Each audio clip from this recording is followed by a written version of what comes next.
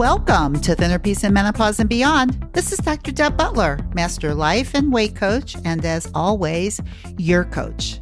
Today is episode number 125, and it's going to be a little bit different today because I'm getting ready to go to the mountains, and I need a podcast for you today. And since I don't have one prepared, I have a fantastic idea. I'm going to share one of my older podcasts with you on the body compass. And the reason that I want to share it with you is number one, because I need to use one of my older ones because I'm leaving. But number two, I was just talking to one of my clients where I used it and it was so helpful. And I thought it would be a great reminder for you about the body compass, how it works, and how it connects you and aligns you to what is truly right for you, which I think as women, we really need all the help we can get because we have a very, very strong cultured mind that is influenced by peers, our parents, our teachers. And sometimes it's not always what's right for us, but it's what we've been taught. And then there's the other part of us, which we can call our soul or our spirit, which is how we were born and who we are. And that is what I want to talk about in this episode today, is how to connect to that. Because when you can connect to that, you are connecting into your right life, what is right for you. And I'm not saying don't use your mind, don't use all the things that it has been taught. Use it, but let it be the passenger of the car. And may your spirit or your soul be the driver of the car, as opposed to your mind running the show and your spirit kind of in the back seat. I want to change that up a little bit. I think this tool, the body compass, is a way of helping you. And what's really interesting about this special episode is I did it right when I had moved to Belize. And I was telling you about my adventure and how I decided to do it because of my body compass. And you know what? I've been back from Belize for about 5 months now. And I told you in that episode that I was going there for a few months. I actually lived there for 15 months and I've been back for 4 months. So it's really interesting to listen to that episode with perspective. And I got to tell you, my body compass was right on. That was probably the best adventure of my entire life to date.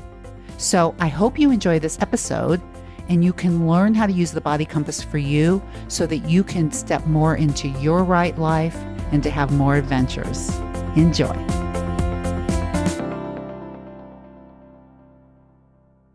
Okay, so today I want to talk to you about getting out of your comfort zone and how to experience true growth. And the reason that I want to talk to you about this is because that's what I'm going through right now. And hey, if I'm going through it, I want to teach you what I'm going through because I know it's going to help you too. But I have had some real, true growth experience. And that's what I'm going to talk to you about today. And, the way that I thought I would go about it is two ways. First, I thought that I would read you my blog that I put out last week on getting out of my comfort zone and a little bit about what I call the body compass. And after I read you this blog, then I'm going to explain to you what the body compass is and how you can use it in your own life. And I really believe that this can be life-changing if this is one of the only tools that you ever use that I teach you. I believe it can change your life immensely. So let me start with my blog and then we'll go from there. Okay, here's what I wrote. I love to write to you in coffee shops, so today's no different. However, this coffee shop is very different. The picture above is where I'm writing from. And the picture above, of course, you can't see right now, is a picture of the ocean and ships and a couple chairs because that's where I'm writing from. A couple chairs that are sitting in a small little cafe overlooking the ocean. So I go on to say, I'm going to live in Belize for the next few months, so here I sit. I've been here for a week so far, and I felt like leaving at least 3 times. My dear husband, Michael, on a whim, applied to the medical school here to teach when we were here 6 weeks ago on vacation. I thought it was so cute. I never thought he would be hired or that he would accept in a period of 1 week. But that's exactly what happened, or should I say, what wanted to happen. Now, let me tell you, innately, I am ready for a new adventure. I think sometimes the older you get, the more stuck you get in your ways. It's hard for me to admit that, but I've been a little stuck. I have my routines. They change from time to time, but they're pretty set. I like this routine because I made it, and it's comfortable. In my younger years, I always dreamed of living or spending an extended amount of time in a foreign country and experiencing a different culture, weather, people, etc. I'm not sure when I forgot about that dream, but it seems it never forgot me. And that's what I want to talk to you about today. Knowing how to listen to that most innate part of you as you grow older. For simplicity's sake, let's just call it your soul or anything you're comfortable with. Do you know how your soul speaks to you? What I know for sure, it does not talk to you through your mind. For instance, when deciding to come here, my mind went crazy. It said things like, how can you just leave? What if this happens? What if that happens? And so many what ifs that I almost said, no. But something happened and something stopped me. And I believe it was my deepest part of my soul that used my body sensations to talk to me. I believe, as you know, that all emotions are felt through the body first. And if you're connected mind and body, you know your own yeses and nos. When Michael first told me about this offer, I felt such tingles all over my body and butterflies in my stomach.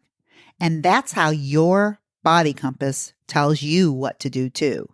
And those sensations were definitely yes, please. Well, you know the outcome because here I am in Belize. And you also know that my mind hasn't stopped scaring me in my first week. But somehow it just feels scary and right simultaneously. Every day living in a foreign land gets a little easier, especially since that foreign land is many people's definition of paradise. My thinking is getting clearer. I know I'm on an adventure, and adventures don't mean comfort. They mean risk.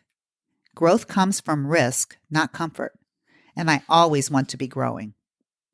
Earlier this week, during one of those times when I wanted to come home, I was in a coffee shop again, and I saw on the table a picture that I would like to read to you because you can't see it.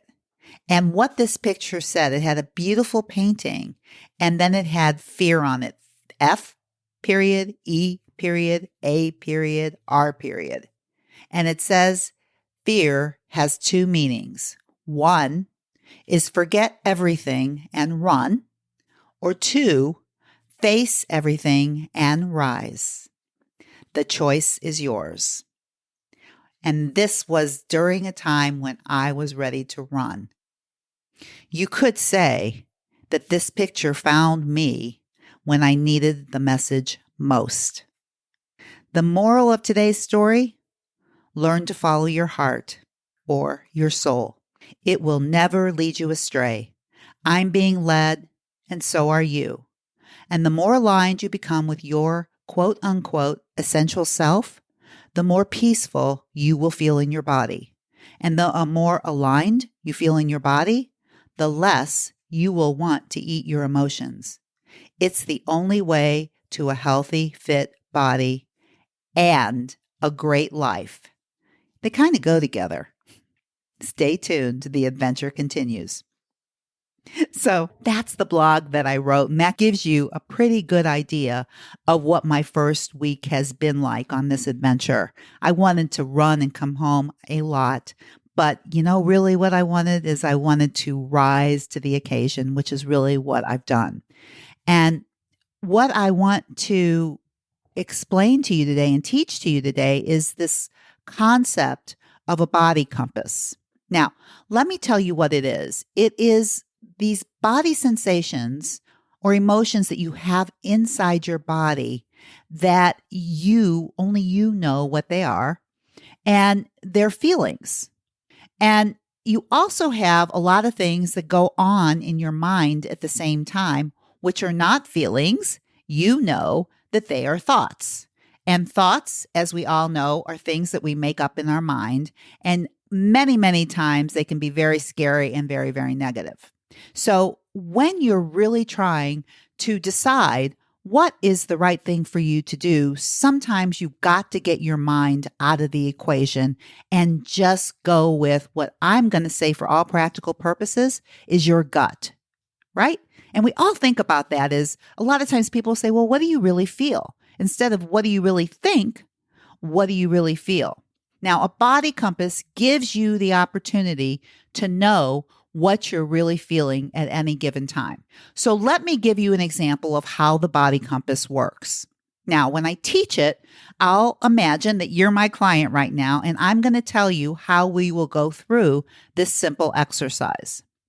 The way that I would do it is I would ask you to close your eyes, and then I'd like you to think about a negative experience that you might have had in the past. Now, I don't mean the most negative thing that's ever happened to you, but just something that was negative in nature. And I would ask you to close your eyes and think about this event. And then when you have that event in your mind, I would ask you to nod your head so that I know that you're there. Once you're there, the next question that I would ask you is, what are you feeling in your body?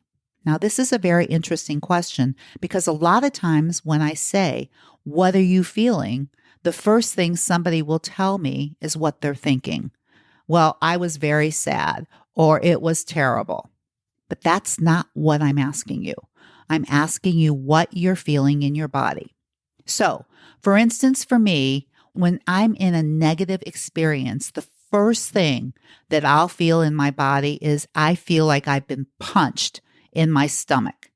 Now, depending on how strong this is, I could feel punched like I almost can't catch my breath, or I can feel like lightly slapped on my stomach where I could easily keep breathing, but I know that my stomach doesn't feel right. But either way, those two things always happen to me. That's what I always feel. And also, I always feel heat rising up through my stomach into my chest.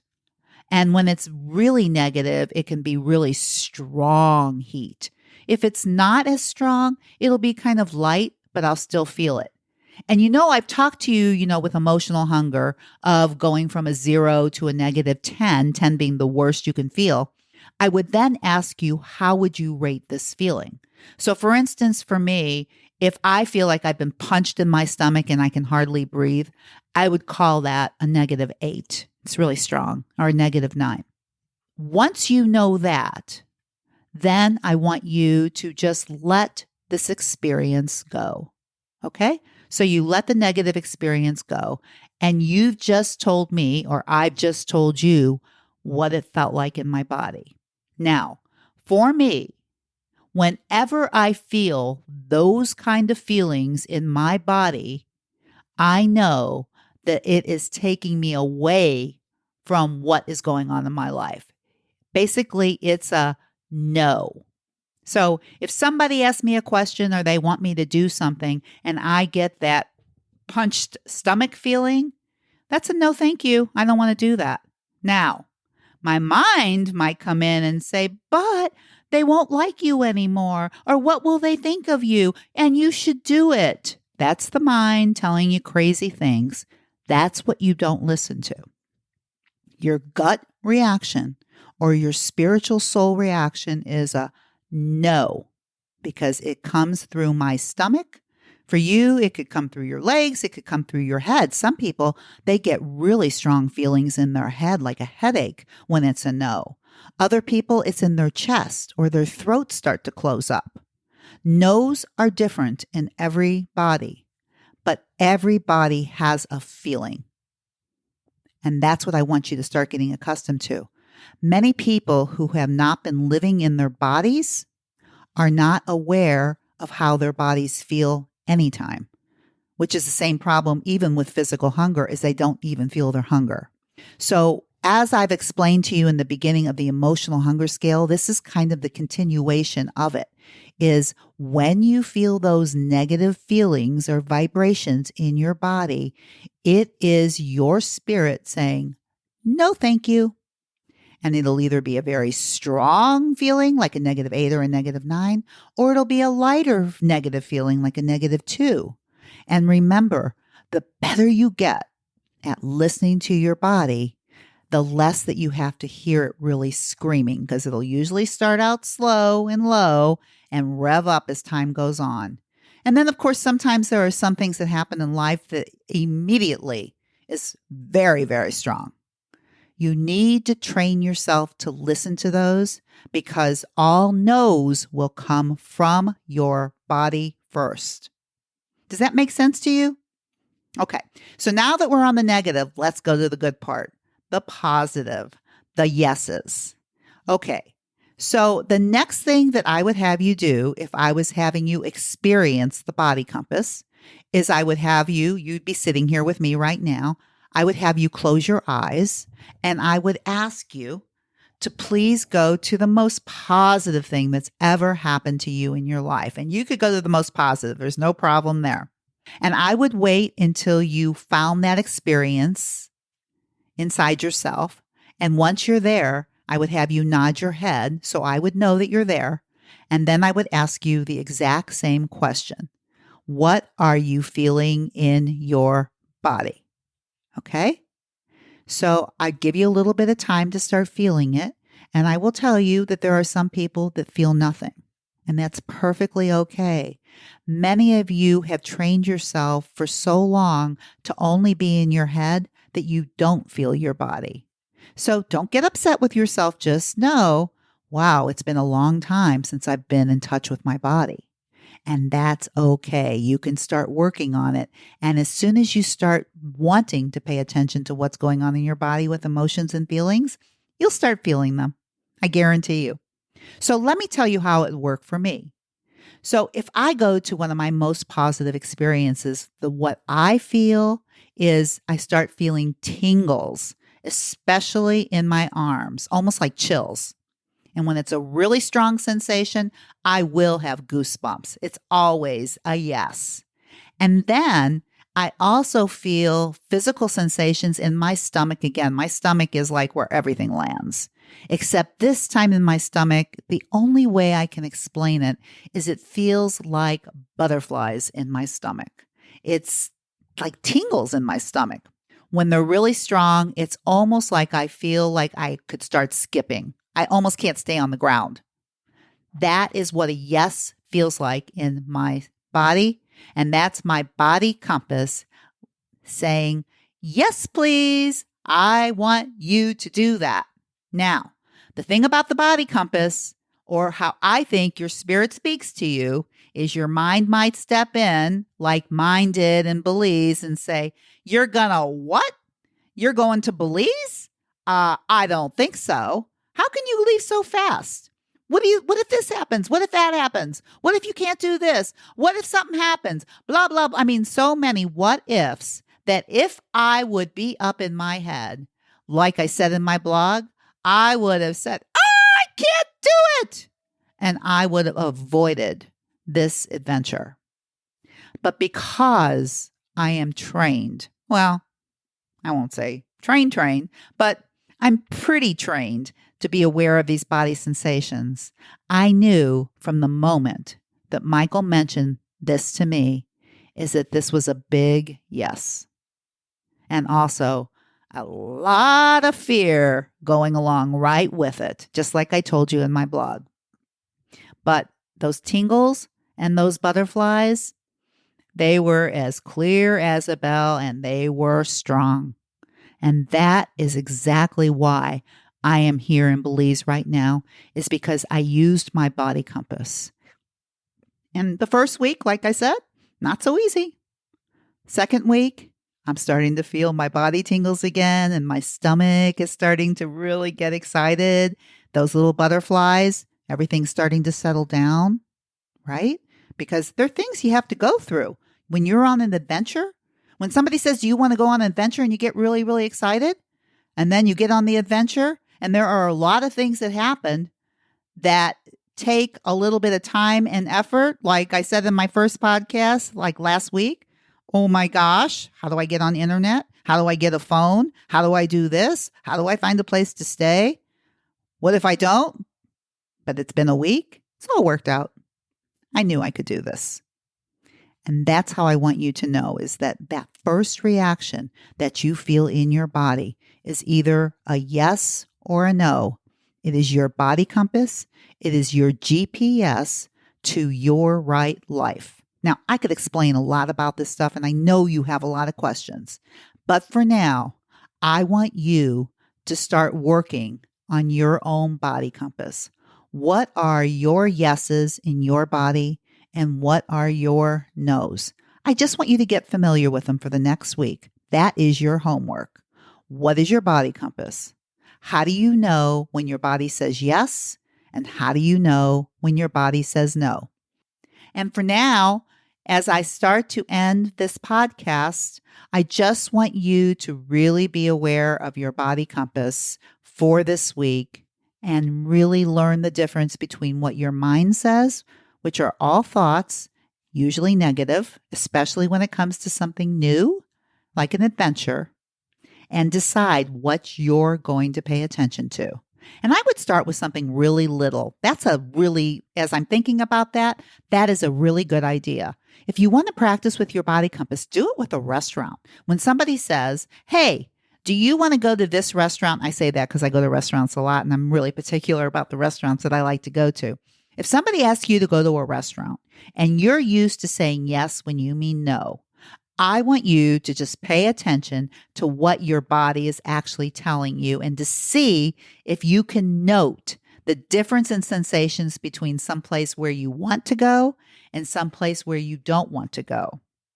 And if you're the type of person that has a hard time saying no when you mean no, then this would be a very good example of trying it out with a baby turtle step, of just going where you really want to go and just see what it feels like.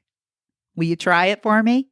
And hey, if you want to tell me about your experience, please write to me, because I'd love to be able to hear your experiences by writing to me, Dr. Deb at drdebbutler.com. Just tell me about your experience with your body compass.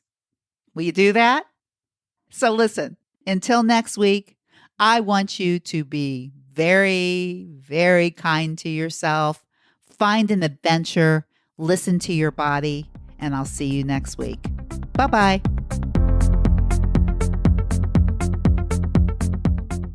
If you're ready to take your eating issues to another higher, more improved level, well, it's time to talk to my wife, Dr. Deborah. She's helped hundreds and thousands of people. Just visit drdebbutler.com/work with me. You'll get a free consultation with Dr. Deb and find out if coaching and talking to my wife is a solution to your struggles.